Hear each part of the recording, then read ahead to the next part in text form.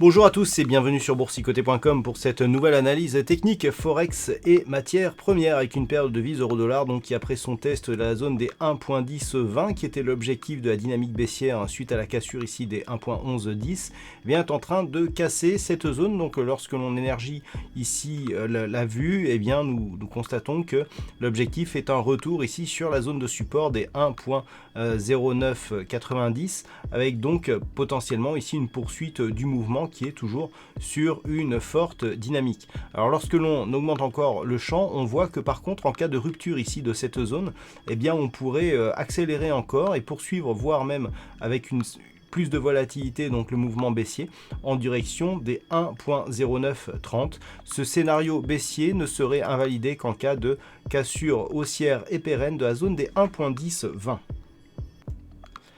Sur le câble, donc la fameuse paire de devises livre sterling contre dollar américain, donc vous savez que le Brexit devrait impacter cette semaine, puisque c'est à la fin de cette semaine que l'Angleterre sort de l'Union européenne.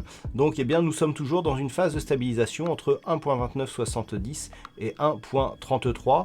Donc pas énormément de volatilité aujourd'hui, toujours des cours qui continuent à rebondir ici au-dessus de cette zone des 1.2970. Alors la semaine dernière, on pensait ici qu'une dynamique haussière allait se mettre en place suite à cette attaque ici et à ce retour donc sur la moyenne mobile 20 exponentielle. Nous pouvons constater que les cours sont passés sous cette moyenne mobile, que celle-ci agit même comme résistance actuellement. Donc on est toujours ici sur une phase de neutralisation avec aucun directionnel dominant.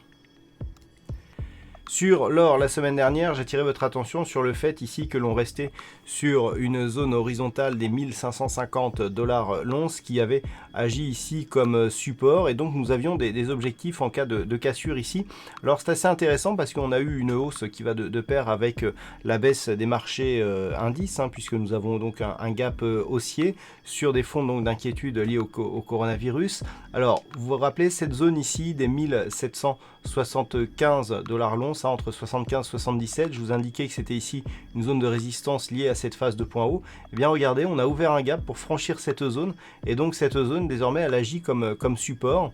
Donc c'est assez intéressant parce qu'après être resté ici neutre pendant quelques jours, et bien on commence ici à sortir ici et à trouver donc des relais haussiers. Donc clairement on repasse dans une dynamique haussière dont le prochain objectif se situe sur cette zone de résistance ici proche des 1594 $ l'once et donc la dynamique restera haussière tant que les cours évoluent d'une part au-dessus de la moyenne mobile 20 exponentielle mais d'un point de vue un peu plus moyen terme au-dessus des 1550 $ l'once avec donc comme objectif un retour ici sur ce point haut significatif proche des 1610 $ l'once.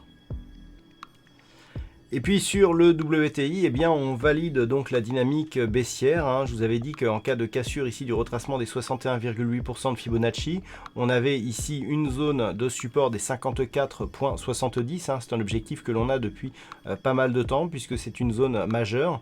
Eh bien cette zone a été cassée donc en fin de semaine dernière. On a ouvert un gap baissier, on poursuit donc sur ce mouvement.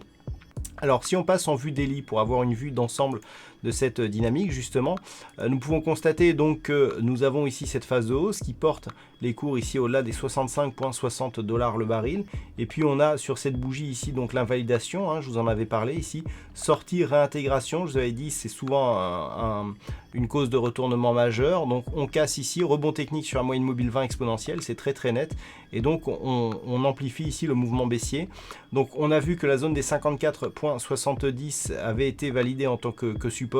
Eh bien on a cassé cette zone et donc on poursuit de manière relativement forte et donc désormais l'objectif c'est un retour sur un retracement total. Donc la base du retracement elle est ici sur le support des 51 $ le baril et ce niveau eh bien il est majeur puisqu'il a été testé à de nombreuses reprises depuis quelques mois puisque nous sommes ici en daily. C'est donc l'objectif ici de retour. Vous voyez qu'on était passé au-dessus ici au début de l'année 2019, donc ça fait plus d'un an qu'on n'a pas recassé ce niveau. En cas de rupture d'un point de vue moyen-long terme, eh bien l'objectif deviendrait ici un retour possible sur la zone des 42,50 $ le baril. Voilà donc ce que l'on peut dire sur cette analyse technique Forex et matières premières. Passez une bonne soirée, on se retrouve dès demain pour d'autres analyses techniques, toujours sur le site boursicoté.com.